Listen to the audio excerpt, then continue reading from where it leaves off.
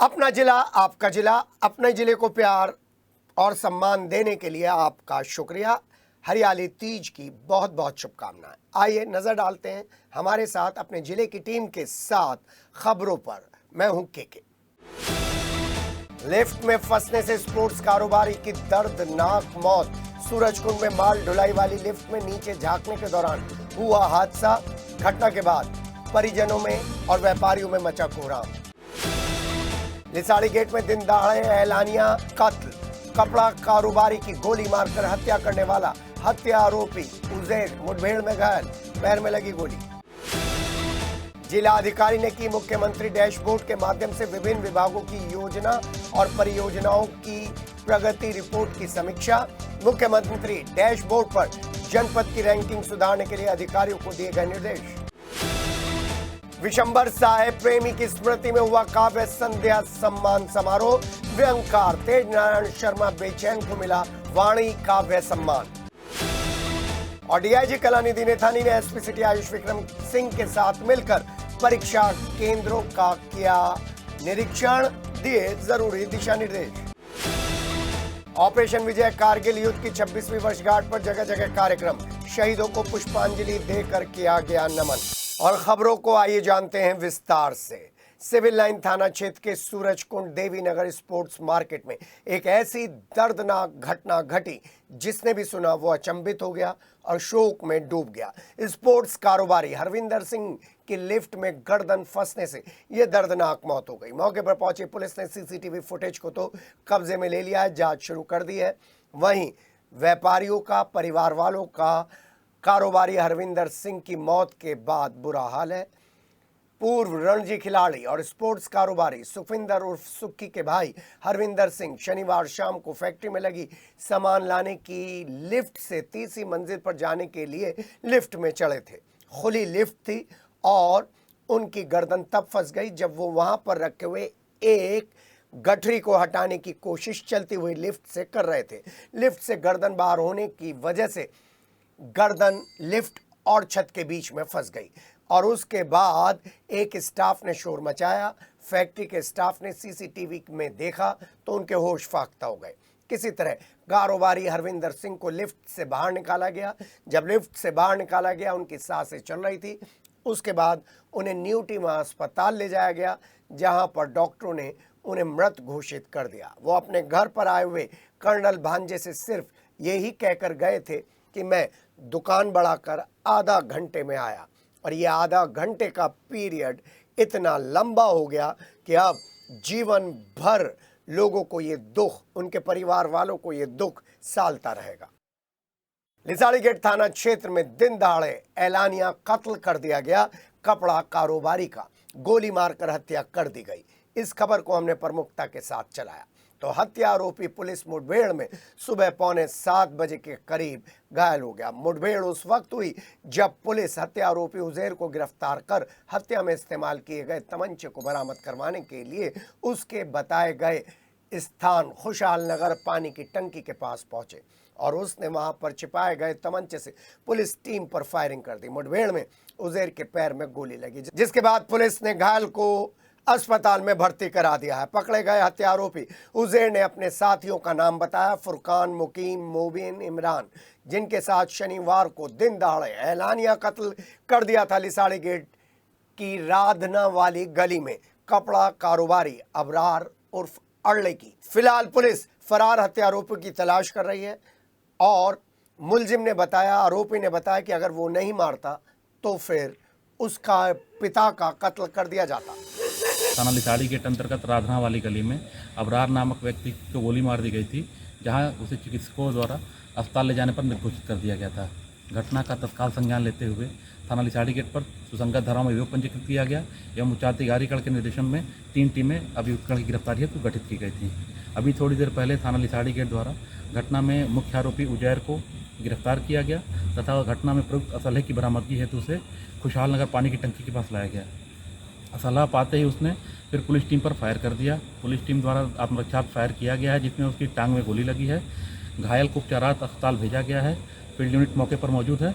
अन्य आरोपियों की गिरफ्तारी का भी प्रयास किए जा रहे हैं और आवश्यक विधिक कार्रवाई की जा रही है। विकास भवन सभागार में जिलाधिकारी डॉक्टर वीके सिंह की अध्यक्षता में मुख्यमंत्री डैशबोर्ड के माध्यम से विभिन्न विभागों की योजना और परियोजनाओं की प्रगति रिपोर्ट की समीक्षा बैठक की गई। बैठक में कृषि, पर्यटन, लोक निर्माण विभाग सहित कई योजनाओं पर विस्तार से चर्चा की गई और जो सबसे प्रमुख थी वो थी पंचायत भवन का डिजिटलीकरण, जिससे गांव-गांव और किसान तक ये योजनाओं का वास्तविक लाभ पहुंच सके। सभी योजनाओं की समीक्षा करते हुए जनपद की रैंकिंग में सुधार लाने का आदेश देते हुए डीएम ने कहा कि समस्त बीडीओ गौशालाओं का निरीक्षण कर उनका सत्यापन करें, वेरिफिकेशन करें और रिपोर्ट प्रस्तुत करें।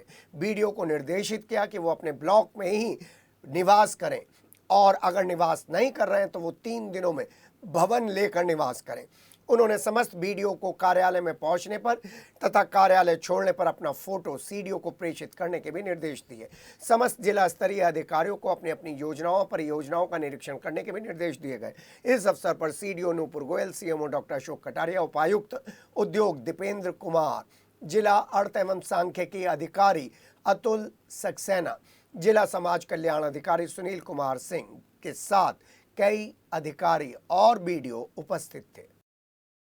लोक सेवा आयोग प्रयागराज द्वारा आयोजित उत्तर प्रदेश समीक्षा अधिकारी और सहायक समीक्षा अधिकारी प्रारंभिक परीक्षा के मेरठ रेंज के 119 परीक्षा केंद्रों पर परीक्षा शुरू हो चुकी है, जिसके चलते डीआईजी कलानिधि नेतानी और एसपी सिटी आयुष विक्रम सिंह ने जिले के सभी परीक्षा केंद्रों पर मजिस्ट्रेटों की उपस्थिति देखी, कंट्रोल रूम देखा और सीसीटीवी की फुटेज भी देखी और परीक्षा शुरू होते ही ट्रैफिक डाइवर्जन को लेकर और ट्रैफिक कंट्रोल को लेकर एसपी ट्रैफिक को आदेश दिए। मेरठ में 58 केंद्र हैं जिन पर यह व्यवस्था की गई है। वहीं डीएम डॉक्टर वीके सिंह और एसएसपी डॉक्टर विपिन ताड़ा ने परीक्षा केंद्रों का निरीक्षण कर व्यवस्थाओं को जांचा। Saint Joseph SD boys inter college Lalkurti, Trishila Devi Kanaur Lal बालिका इंटर कॉलेज, कनौर लाल स्नाकोत्तर महिला महाविद्यालय परीक्षा केंद्रों पर पहुंचे और तमाम व्यवस्थाओं को उन्होंने करीब से देखा। कंट्रोल रूम में जाकर भी तमाम व्यवस्थाओं को देखा। पंडित प्यारेलाल शर्मा मेमोरियल ट्रस्ट समिति की तरफ से 26 जुलाई 2025 को ऑपरेशन विजय कारगिल युद्ध की 26वीं वर्षगांठ पर जिला सैनिक कल्याण और पुनर्वास कार्यालय के सम्मुख स्थित अलंकृत सैनिक वाटिका और बलिदानी मनोज तलवार की प्रतिमा पर पुष्पांजलि अर्पित की गई और आज़ादी के 75वें अमृत महोत्सव पर 26 जुलाई को कारगिल विजय दिवस शौर्य और परिक्रमा के प्रतीक बलिदानी सैनिकों को जिन्होंने कारगिल युद्ध में विजय प्राप्त की थी, इतिहास के पन्नों में जिन्होंने अपना नाम स्वर्ण अक्षरों में दर्ज कराया, उनको श्रद्धांजलि अर्पित की। पंडित प्यारेलाल शर्मा ट्रस्ट के मंत्री ने बताया कि मातृभूमि की रक्षा में अपने प्राणों की आहुति देने वाले क्रांतिवीर सपूतों की गाथा इसमें शामिल है। इस अवसर पर पुष्पांजलि अर्पित करते हुए राष्ट्रपति पदक से अलंकृत सरबजीत सिंह कपूर, प्रबुद्ध सामाजिक कार्यकर्ताओं ने कारगिल युद्ध के बलिदानियों को श्रद्धांजलि अर्पित करते हुए कारगिल विजय दिवस पर रजत जयंती पर कारगिल युद्ध में सैनिकों के दुश्मनों के खिलाफ लोहा लेते हुए अपनी जान की बाजी लगाकर भारत की रक्षा करने पर संदेश दिया। क्योंकि कारगिल को हम शौर्य दिवस के रूप में मनाते हैं आज, क्योंकि यह बहुत महत्वपूर्ण और बड़ी जो है निर्णायक लड़ाई जो 90 दिन की जिसमें भारतीय सेना ने अपने पराक्रम से विजय प्राप्त की थी, उसी के उपलक्ष्य में यहाँ शौर्य दिवस के रूप में उन अपने शहीदों को, उन बलिदानियों को याद करने के लिए, उनके सम्मान में यहाँ श्रद्धांजलि अर्पित करने के लिए सभी सामाजिक संगठन के लोग अपने और पूर्व सैनिक यहाँ पर इकट्ठा हुए हैं और उनको श्रद्धांजलि अर्पित। एसडीएम गार्डन में विशंबर साहेब प्रेमी की स्मृति में काव्य संध्या एवं सम्मान समारोह वाणी फाउंडेशन के द्वारा किया गया। अतिथियों के स्वागत के बाद सरस्वती वंदना के साथ कार्यक्रम का शुभारंभ हुआ। ऋषिकेश के स्वामी चिदानंद स्वामी जी ने व्यंग के अनूठे हस्ताक्षर तेज नारायण शर्मा बेचैन को प्रेमी वाणी काव्य सम्मान 2025 से सम्मानित किया। वीर रस के प्रसिद्ध कवि डॉक्टर हरिओम पवार के काव्य पाठ ने समारोह को गरिमामयी बना दिया। डॉक्टर परवीन कवि सम्मेलन का शुभारंभ करते हुए डॉक्टर परवीन शुक्ल ने कहा, खरे करता है सारे काम, कुछ खोटा नहीं करता, अहम का अपने चारों ओर प्रकोटा नहीं करता। ग्वालियर से आए तेज नारायण शर्मा ने व्यंग कसा कि सड़क रास्ते जाम कराकर, जलवा अपने नाम कराकर सभी मसीहा लौट चुके हैं, शहर में कत्लेआम कराकर। प्रसिद्ध कवि सुमित ने कहा कि धर्म देश की रक्षा में जो तत्पर सबसे अग्रगण्य थी, भारत का सम्मान बचाया था, वो गुरुओं की पगड़ी थी। प्रियंका राय ने कहा, प्रश्न जो उठाते रहे बार बार सैनिकों पर, उनके लिए भी एक छोटा सा संदेश था। बहन बेटियों के रक्षार्थी जिए मरेंगे, पूर्वजों से हमें ये मिल रहा उपदेश था। कार्यक्रम के अंत में मोहित शौर्य ने कहा कि दुनिया को नए भारत का यश गान सुनाना है, दुश्मन के घर में घुसकर हमने जश्न मनाना है।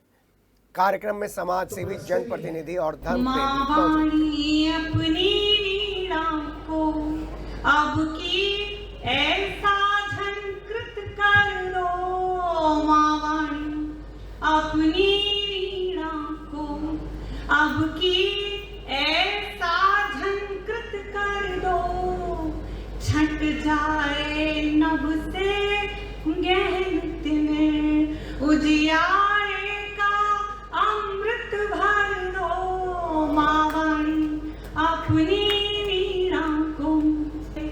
दिव्या पर हर क्षण हो संयम, लेखनी मेरी निर्बाध चले, जब जब मैं लिखूं गीत कोई, माँ तेरा आशीर्वाद। मैंने कहा कि देश धर्म पर मिटने का परिवेश नहीं बच पाएगा, देश धर्म पर मिटने का परिवेश नहीं बच पाएगा, प्यार मोहब्बत जैसा कुछ भी शेष नहीं बच पाएगा। खूब सजाओ स्मार्ट सिटी, लेकिन इतना ध्यान रहे, खूब सजाओ स्मार्ट सिटी, लेकिन इतना ध्यान रहे, गांव नहीं बच पाए तो फिर देश नहीं बच पाएगा, गांव नहीं बच पाए तो फिर देश नहीं बच पाएगा। शहर बेहद जरूरी है। हम तार्किक बात करते हैं, मैंने फिर कहा डॉक्टर हरिओम पवार की कार्यशाला से निकलते तो तार्किक बात करते हैं। शहर बेहद जरूरी है, मगर गांव का क्या होगा? शहर बेहद जरूरी है, मगर गांव का क्या होगा? इमारत बन गई पर पेड़ की छांव का क्या होगा?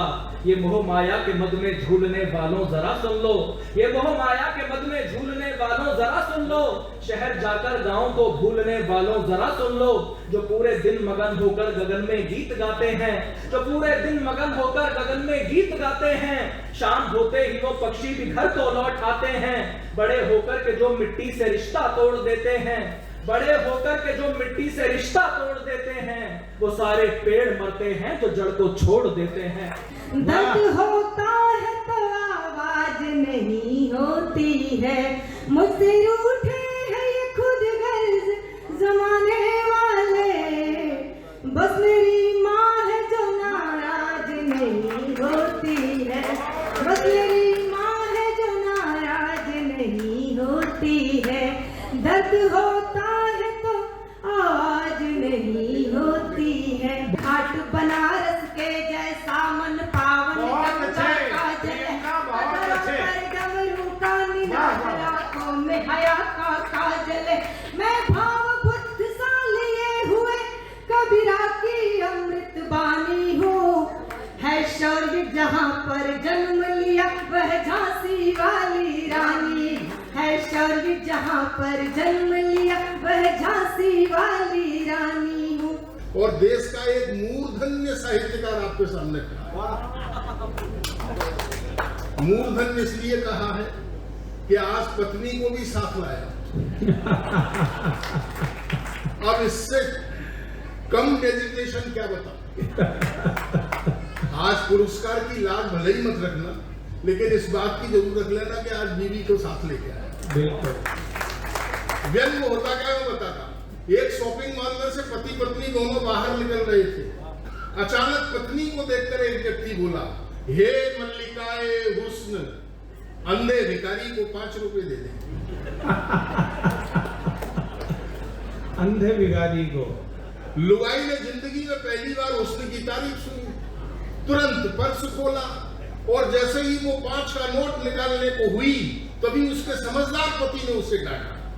बोले यार इससे 5 नहीं, पूरे 500 रुपए दे, क्योंकि ये वाकई अंधा है। सीमा पर लड़ते सैनिक को यह विश्वास दिलाए अब उनके बच्चों के सपनों में कमी नहीं होने देंगे, बूढ़ी माँ की आंखों में हम नमी नहीं होने देंगे।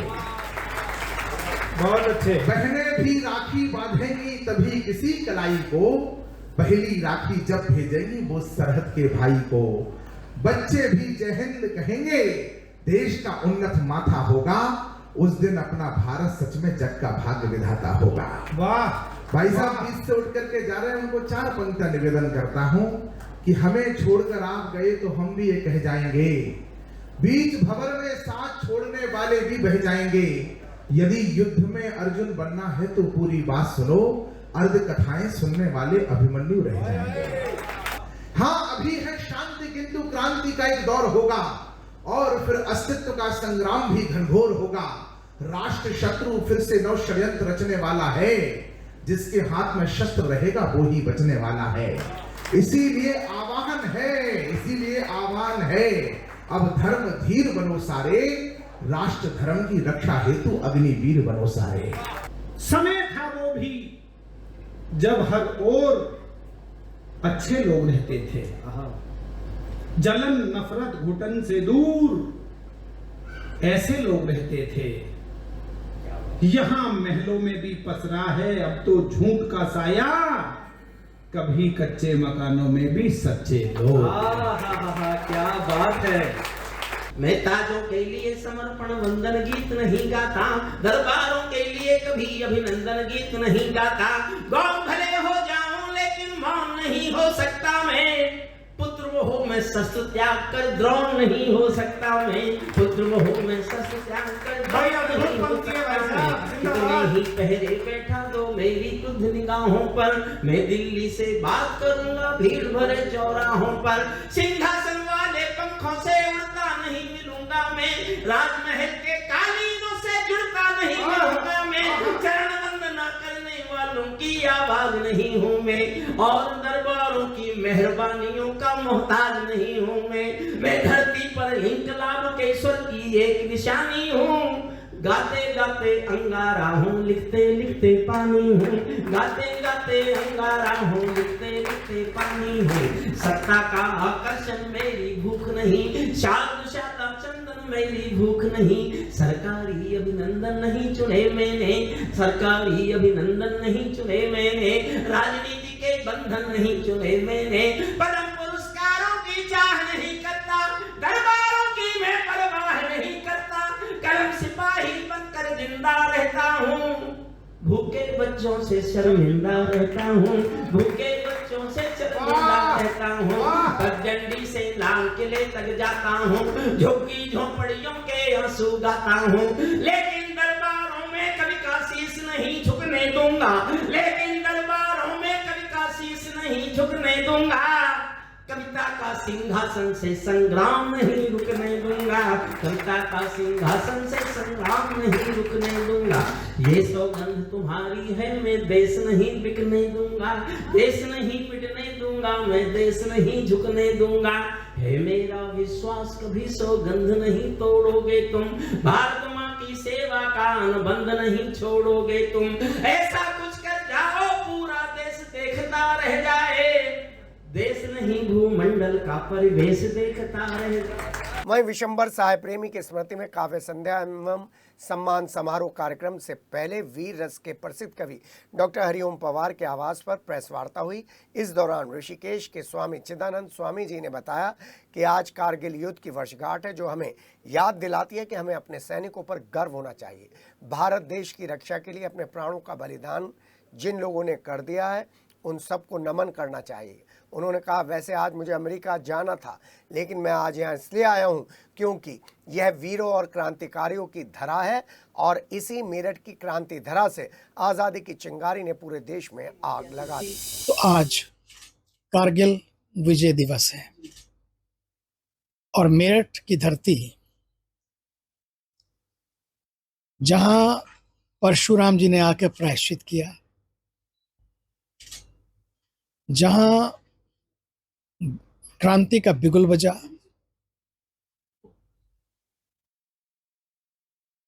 जहां पर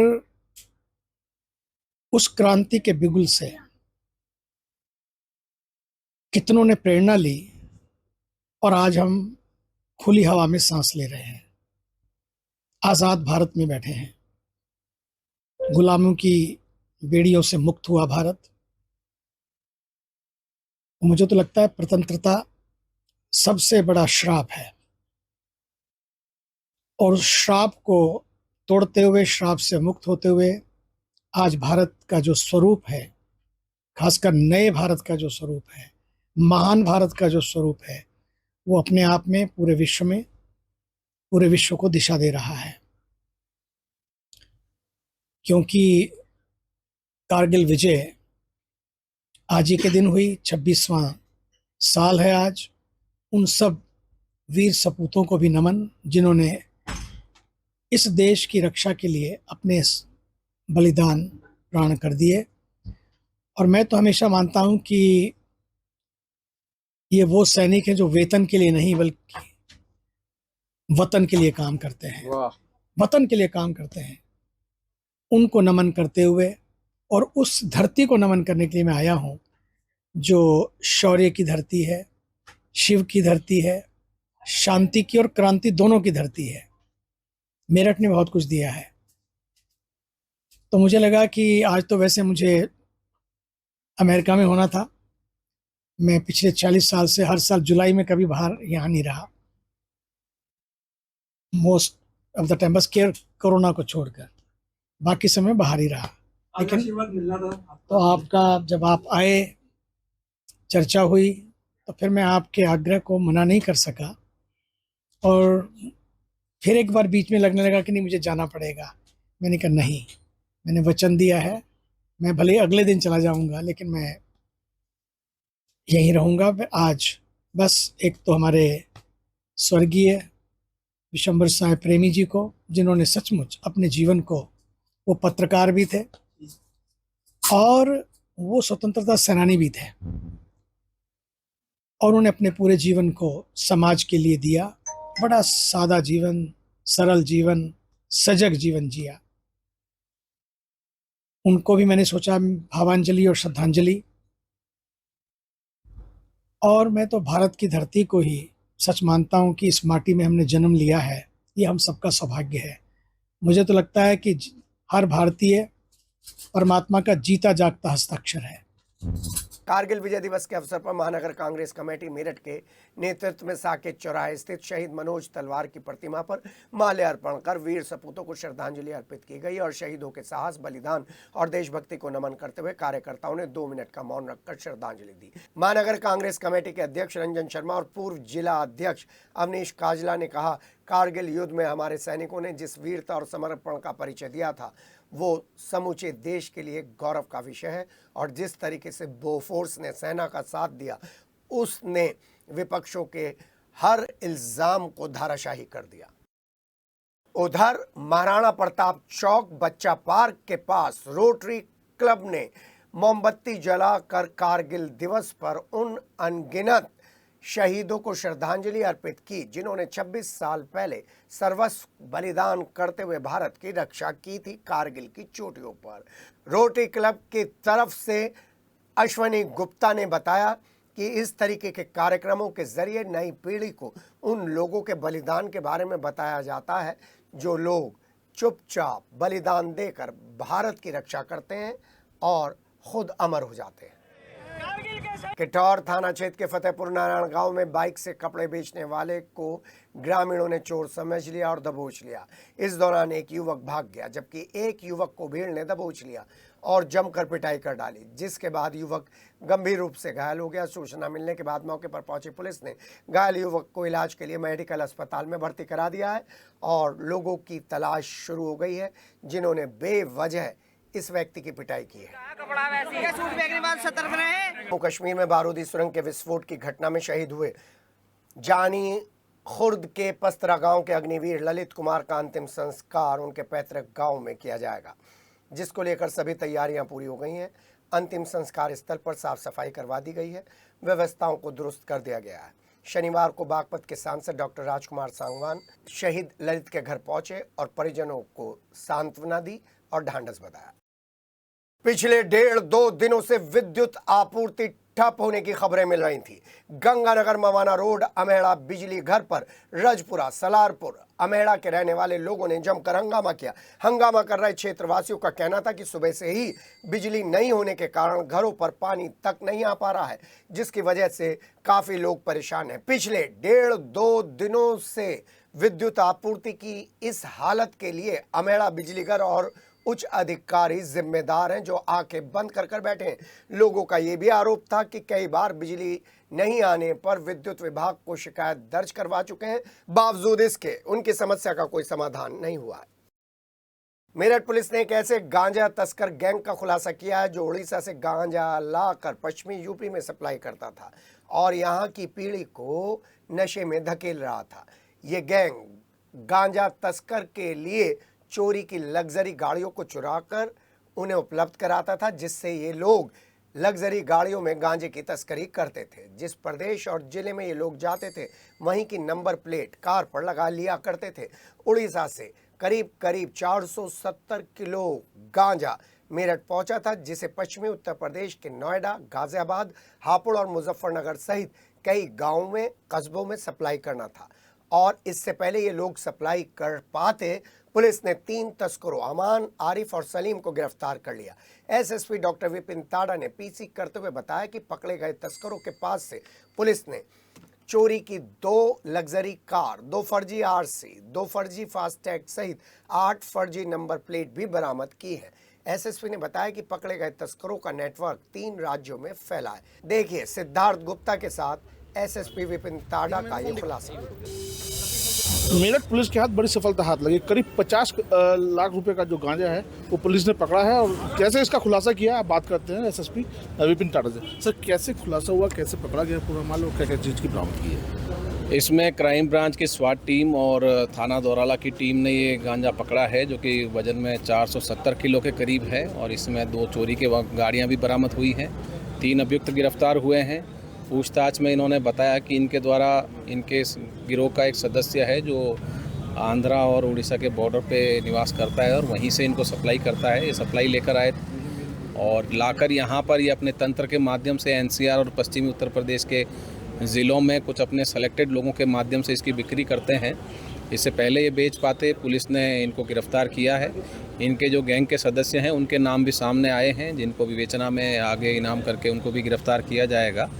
बहरहाल ये एक अच्छी कार्रवाई है पुलिस की। इसके लिए जो टीम इसमें काम किया है उनको मेरी तरफ से पुरस्कृत भी किया जा रहा है और इससे एक बड़ी कामयाबी मिलेगी। जो तीनों अपराधी हैं इन पर पूर्व में भी आपराधिक इतिहास रहा है और इसमें सभी कई ज़िलों के मुकदमे हैं इनके ऊपर एनडीपीएस के, और उन सभी ज़िलों में कौन कौन इनके फाइली साथी थे, इनके साथ ये जेल गए थे, उनकी भी जांच पड़ताल की जाएगी और जो मुकदमे थे उनकी भी की जाएगी। और भविष्य में इस गैंग पर गैंगस्टर का मुकदमा दर्ज कर इसमें कड़ी कार्रवाई की जाएगी। सर इनका जो सृजना है वेस्ट यूपी का कहाँ का रहने वाला है और कहाँ पे है इस टाइम, और कहाँ से पूरा ये गांजा का जो चल रहा है, ये रैकेट कहाँ से चल रहा है? ये तीनों सदस्य जो गैंग के पकड़े गए हैं तीनों लिसाड़ी गेट थाने के रहने वाले हैं, परंतु ये अपने मूल पते पे न रहकर पूरे पश्चिमी उत्तर प्रदेश में अलग अलग इन्होंने मकान किराए पर ले रखे हैं, जहाँ पर कि ये जहाँ से अपना गिरोह का संचालन करते हैं और माल को जगह जगह बदलते रहते हैं। ख़ास बात ये है कि कई बार ये माल को अपनी गाड़ी में ही रखते हैं और गाड़ी भी चोरी की होती है, तो जहाँ ज़रूरत पड़ती है वहाँ गाड़ी के माध्यम से ही ले जाके उसे बेचा जाता है। सर कहाँ से मेन जो गांजा आ रहा है, कहाँ से सप्लाई हो रहा है, मेन जगह कहाँ से, मतलब यहाँ पे जो ये सप्लाई करें कहाँ से ला कर? जैसा कि मैंने बताया कि ये उड़ीसा से लाते हैं और यहाँ लाने के बाद में जहाँ भी इनके तंत्र के माध्यम से बड़ी सप्लाई करते हैं ये ज़िलों में, जहाँ पर कि इनके लोग जो पूर्व से मौजूद हैं वो आगे फुटकर बिक्री करते हैं उसकी।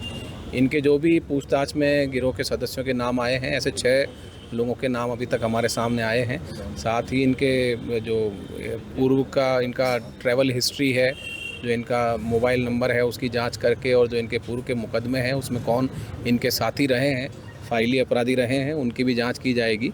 और इन सब का एक अलग dossier DCRB district crime record bureau में बनाकर इस पे फॉलोअप करके इसमें कड़ी कार्रवाई इसमें भविष्य में सर की जाएगी। वाहन जो चोरी के बरामद हुए हैं, क्या मेरठ से कोई कनेक्शन वाहन चोरी का इनका? क्योंकि मेरठ में बड़े वाहन चोर रहे हैं यार, अब तो पुलिस का शिकंजा जिस तरीके से उनके ऊपर कसा हुआ है, आधे जेल में आधे मेरठ से बाहर है, तो कोई कनेक्शन सामने आया?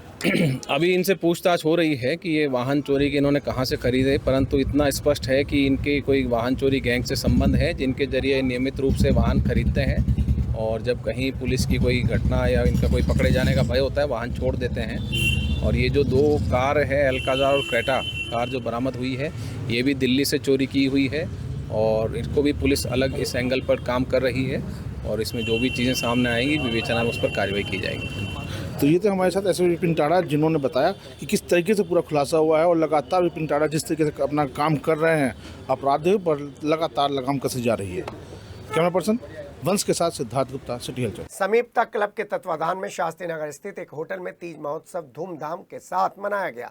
सभी सखियां तरह तरह के परिधानों में सज धज कर 16 श्रृंगार कर महोत्सव में पहुंची। महोत्सव में तीज, तंबोला और तरह तरह के गेम्स खिलाए गए। सभी ने सावन के गानों पर मस्ती की, धमाल मचाया। इस मौके पर क्लब की सदस्य संजना वत्स रस्तोगी ने क्लब की सभी सखियों को हरियाली संरक्षण की भी शपथ दिलाई। आज समीक्षा ग्रुप ने मुझे टीच क्वीन जज करने के लिए बुलाया था और यहाँ पर टीच क्वीन कंटेस्ट हुआ जो कि बहुत ही अच्छा था और फिर हमको उन सब कंटेस्टेंट्स में से बेस्ट को चुनना था। तो आज का कार्यक्रम बहुत ही अच्छा था। संजना रस्तोगी, पंकुल, इन लोगों ने बहुत ही अच्छा ऑर्गेनाइज किया था और मुझे यहाँ आके बहुत खुशी हुई। हरियाली तीज महिलाओं का उत्साह का प्रोग्राम होता है। महिलाएं सब भजते आती हैं, अपने पिया के लिए व्रत रखती हैं। हमारा ये 3रा कार्यक्रम है, तो आप देख सकते हैं कि महिलाओं में कितना जोश है और सब उसी तरीके से तैयार होके आए हैं। मेरठ के बहरामपुर गांव के बाद अब परतापुर के टायरा और महरौली गांव में भी रात के समय ड्रोन उड़ाने से और उड़ने से लोगों में दहशत का माहौल बनता जा रहा है। क्षेत्रवासियों ने लगातार ड्रोन देखने के बाद गांव में पहरा देना शुरू कर दिया है। तस्वीरों में आप देख सकते हैं कि आखिर किस तरह ड्रोन का पीछा करते हुए क्षेत्रवासी सड़क पर, बाइक पर जंगल की तरफ जा रहे हैं। ग्रामीणों का आरोप है कि अज्ञात चोर ड्रोन की मदद से घरों के ऊपर रेकी करते हैं और फिर मौका पाकर घटना को अंजाम देने की कोशिश करते हैं। कंगाखेड़ा थाना क्षेत्र के गांव बटजेवरा की रहने वाली महिला कौशल शनिवार को देर रात खिरवा रोड पर फैक्ट्री के काम को खत्म होने के बाद अपनी सहेली प्रिंसी के साथ पैदल अपने घर की तरफ जा रही थी। महिला कौशल का आरोप है कि उसका पति तरुण अपने एक साथी के साथ टेम्पो से वहां पर पहुंचा और जबरदस्ती टेम्पो में डाल लिया और अपहरण कर ले जाने लगा। उसकी सहेली प्रिंसी के शोर मचाने पर जब आसपास के लोग टेम्पो की तरफ दौड़े तो तरुण और उसके साथी ने उसे टेम्पो से नीचे धक्का दे दिया और जान से मारने की धमकी देकर भाग गया। पीड़ित महिला कौशल कंकरखेड़ा थाने पर पहुंची और उसने बताया कि उसकी शादी नगलाताशी के रहने वाले तरुण से हुई थी और वो उसे परेशान करता था, जिसके बाद वो मायके आकर रहने लग गई थी। फैक्ट्री में काम कर वो अपना पेट और परिवार पाल रही है और तभी ये घटना हुई है। समाधान दिवस के अवसर पर डीआईजी कलानिधि नेथानी लालकुर्ती थाने पर पहुंचे और जन सुनवाई की। आपको बता दें, लालकुर्ती थाने की लगातार शिकायतें आ रही हैं। डीआईजी ने थाना पुलिस द्वारा की गई कार्रवाई की समीक्षा करते हुए शिकायतों को प्राथमिकता के आधार पर निस्तारित करने के दिशा निर्देश दिए हैं, जिसके बाद डीआईजी ने थाने का औचक निरीक्षण कर लिया। निरीक्षण के दौरान डीआईजी ने मालखाना थाने में आई फरियादियों की शिकायतों को लेकर रजिस्टर भी चेक किया और जल्द से जल्द इन सब शिकायतों को निस्तारित करने का आदेश भी दिया। एसपी सिटी, एसपी क्राइम और सीओ कैंट उनके साथ थे। मवाना में भी समाधान दिवस के अवसर पर एसडीएम मवाना संतोष सिंह, नायब तहसीलदार नितेश सैनी और थाना प्रभारी ने फरियादियों की समस्याएं सुनी और संबंधित विभाग के अधिकारियों को समस्याओं का समाधान करने के निर्देश दिए। इस अवसर पर सभी लोग पहुंचे थे जिन्होंने अपने अपने क्षेत्र में आने वाली समस्याओं के बारे में बताया। जानी के हिम्स हॉस्पिटल में असाध्य रोगों का इलाज आयुर्वेदिक दवाइयों से किया जाता है, जिसके चलते न केवल कई राज्यों से बल्कि विदेशों से भी मरीज यहां पर इलाज कराने के लिए पहुंच रहे हैं। सबसे ज्यादा कैंसर से पीड़ित मरीज यहां इलाज कराने के लिए आते हैं। बताया जाता है कि 2 महीने पहले हिम्स हॉस्पिटल में हरियाणा के रेवाड़ी की रहने वाली कैंसर पीड़िता अदिति गुप्ता इलाज कराने के लिए आई थी। उनकी हालत काफ़ी नाजुक थी, जिसके बाद आचार्य मनीष ने उनको इलाज उपलब्ध कराया, वो धीरे धीरे कैंसर से मुक्त होती चली गई। आचार्य मनीष का दावा है कि आयुर्वेद भले ही धीरे धीरे काम करता हो, लेकिन असाध्य बीमारियों को जड़ से खत्म कर देता है। इसलिए सभी को आयुर्वेदिक दवाइयों को अपनाना चाहिए। उन्होंने कहा कि मरीज हमारे यूट्यूब चैनल के माध्यम से भी अपना इलाज घर बैठे ही करा सकते हैं। दूब घास है, ये अमरूद के पत्ते और ये हल्दी है, ये इसका पेस्ट बना दिया और ये पेस्ट लोग कर रहे हैं। देखो इधर हमारे पास एक पेशेंट आया था सर, हमारे पास एक पेशेंट आया था, पता है मेरे को गुजरात से जो डॉक्टर ने जवाब दे दिया था, मामा को उसने फोन किया, मैं मरने वाला हूँ मामा। सर वो अब डॉक्टर बोलते हैं स्प्रेड हो गया इनका कैंसर। कोई बात नहीं ना, कोई बात नहीं। अगर आप अच्छा क्या करोगे, चलो आप सर अब हमें तो कोई ऑप्शन ही नहीं मिला। चलो अभी अच्छा ऑप्शन नहीं है इसलिए आए हो? नहीं आपका सुना, आप यहाँ खुद आए हो तो हमने सोचा सर से एक बार। अगर ऑप्शन हो तो आप उधर जाओगे? नहीं सर एक्चुअली क्या है, अच्छा उधर वो काट देंगे बीवी का पेनक्रियास और पेट निकाल देंगे। स्प्रेड ये बोलते हैं स्प्रेड हो गया है। हमने वहाँ मेदांता भी दिखवाया है, उसके बाद गंगाराम में भी दिखवाया हुआ है, उसके राजीव गांधी में भी दिखवाया हुआ है। यहाँ पे 30-40 दिन रह लोगे? हाँ सर बिल्कुल, अगर आप 30-40 दिन रह लोगे। सर 1.25 साल पहले मुझे लोअर बैक में पेन शुरू हुआ था। हमें लगा कि सी सेक्शन से डिलीवरी हुई है, मेरा ऑफिस का काम लैपटॉप पे होता है तो नॉर्मल है, कोई नहीं, लोअर बैक पेन है, ठीक हो जाएगा।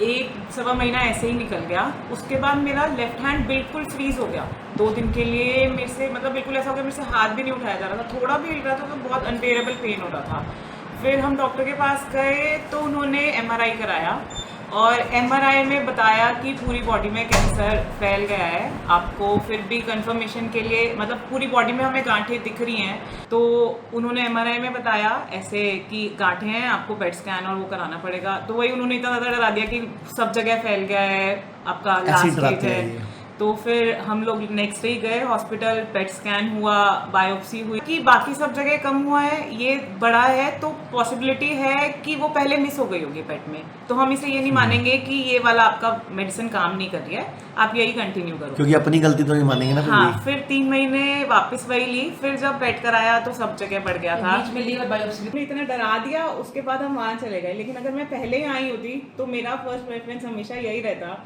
कि नई दवाइयाँ नहीं लेनी है, उस साइड नहीं जाना है, इतना पैसा भी लगाएंगे, खर्चा करेंगे और पता नहीं बॉडी पे क्या इफेक्ट रहेगा।